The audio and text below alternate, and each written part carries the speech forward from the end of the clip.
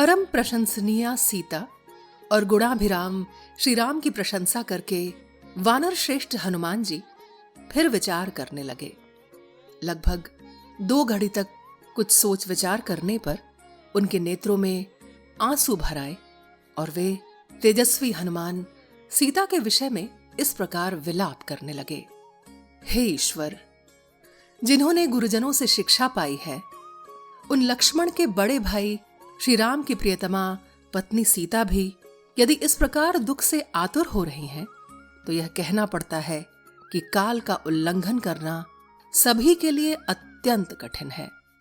जैसे वर्षा ऋतु के आने पर भी देवी गंगा अधिक शुद्ध नहीं होती हैं, उसी प्रकार श्री राम तथा बुद्धिमान लक्ष्मण के अमोघ पराक्रम का निश्चित ज्ञान रखने वाली देवी सीता भी शोक से अधिक विचलित नहीं हो रही हैं। सीता के शील, स्वभाव, अवस्था और बर्ताव श्री राम के ही समान है। उनका कुल भी उन्हीं के तुल्य महान है। अतः श्री रघुनाथ जी विदेह कुमारी सीता के सर्वथा योग्य है तथा ये कजरारे नेत्रों वाली सीता भी उन्हीं के योग्य है। नूतन सुवर्ण के समान दीप्तिमती और लोक कमनीय लक्ष्मी जी के समान शोभामयी श्री सीता को देखकर हनुमान जी ने श्री रामचंद्र जी का स्मरण किया और मन ही मन इस प्रकार कहा। इन्हीं विशाल लोचना सीता के लिए भगवान श्री राम ने महाबाली वाली का वध किया और रावण के समान पराक्रमी कबंध को भी मार गिराया। इन्हीं के लिए श्री राम ने वन में पराक्रम करके भयानक पराक्रमी राक्षस विराध को भी उसी प्रकार युद्ध में मार डाला जैसे देवराज इंद्र ने शंबरासुर का वध किया था। इन्हीं के कारण आत्मज्ञानी श्री रामचंद्र जी ने जनस्थान में अपने अग्निशिखा के सदृश तेजस्वी बाणों द्वारा भयानक कर्म करने वाले 14,000 राक्षसों को काल के गाल में भेज दिया और युद्ध में खर, त्रिशरा तथा महातेजस्वी दूषण को भी मार गिराया। वानरों का वह दुर्लभ ऐश्वर्य जो वाली के द्वारा सुरक्षित था, इन्हीं के कारण विश्व विख्यात सुग्रीव को प्राप्त हुआ है। इन्हीं विशाल लोचना सीता के लिए मैंने नदों और नदियों के स्वामी श्रीमान समुद्र का उल्लंघन किया और इस लंकापुरी को छान डाला है। इनके लिए तो यदि भगवान श्री राम समुद्र पर्यंत पृथ्वी तथा सारे संसार को भी उलट देते तो भी वह मेरे विचार से उचित ही होता।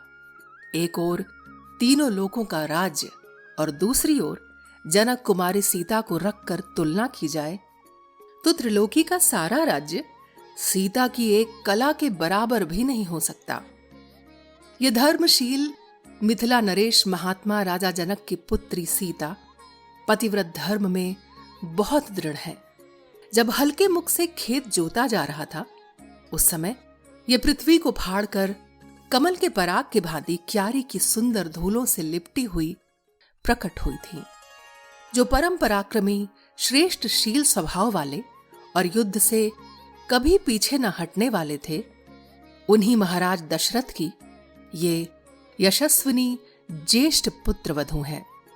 धर्मज्ञ, कृतज्ञ और आत्मज्ञानी भगवान श्री राम की ये प्यारी पत्नी सीता इस समय राक्षसियों के वश में पड़ गई हैं।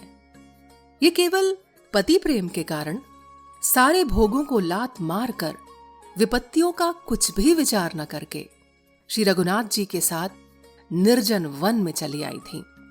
यहां आकर फल मूलों से ही संतुष्ट रहती हुई पतिदेव की सेवा में लगी रहीं और वन में भी उसी प्रकार परम प्रसन्न रहती थी जैसे राजमहलों में रहा करती थी। वे ही ये सुवर्ण के समान सुंदर अंग वाली और सदा मुस्कुराकर बात करने वाली सुंदरी सीता, जो अनर्थ भोगने के योग्य नहीं थी, इस यातना को सहन करती हैं। यद्यपि रावण ने इन्हें बहुत कष्ट दिए हैं, तो भी ये अपने शील, सदाचार एवं सतीत्व से संपन्न है। अतएव जैसे प्यासा मनुष्य पानी चाहता है, उसी प्रकार श्री रघुनाथ जी इन्हें देखना चाहते हैं। जैसे राज से भ्रष्ट हुआ राजा पुनः पृथ्वी का राज्य पाकर बहुत प्रसन्न होता है, उसी प्रकार उनकी पुनः प्राप्ति होने से श्री रघुनाथ जी को निश्चय ही बड़ी प्रसन्नता होगी। ये अपने बंधुजनों से बिछुड़कर विषय भोगों को तिलांजलि दे केवल भगवान श्री रामचंद्र जी के समागम की आशा से ही अपना शरीर धारण किए हुए हैं। ये न तो राक्षसियों की ओर देखती हैं और न इन फल फूल वाले वृक्षों पर ही दृष्टि डालती हैं। सर्वथा एकाग्रचित्त हो मन की आंखों से केवल श्री राम का ही निरंतर दर्शन ध्यान करती हैं, इसमें कोई संदेह नहीं है। निश्चय ही पति नारी के लिए आभूषण की अपेक्षा भी अधिक शोभा का हेतु है। ये सीता उन्हीं पतिदेव से बिछुड़ गई हैं, इसलिए शोभा के योग्य होने पर भी शोभा नहीं पा रही हैं। भगवान श्री राम इनसे बिछुड़ जाने पर भी जो अपने शरीर को धारण कर रहे हैं, दुख से अत्यंत शिथिल नहीं हो जाते हैं, यह उनका अत्यंत दुष्कर कर्म है। काले केश और कमल जैसे नेत्र वाली ये सीता वास्तव में सुख भोगने के योग्य हैं। इन्हें दुखी जानकर मेरा मन भी व्यथित हो उठता है। जो पृथ्वी के समान क्षमाशील और प्रफुल्ल कमल के समान नेत्रों वाली हैं, तथा श्री राम और लक्ष्मण ने जिनकी सदा रक्षा की है, वे ही सीता आज इस वृक्ष के नीचे बैठी हैं और ये विकराल नेत्रों वाली राक्षसियां इनकी रखवाली करती हैं। हिम की मारी हुई कमलनी के समान इनकी शोभा नष्ट हो गई है। दुख पर दुख उठाने के कारण अत्यंत पीड़ित हो रही हैं तथा अपने सहचर से बिछड़ी हुई चकवी के समान पति वियोग का कष्ट सहन करती हुई ये जनक किशोरी सीता बड़ी दयनीय दिशा को पहुंच गई हैं।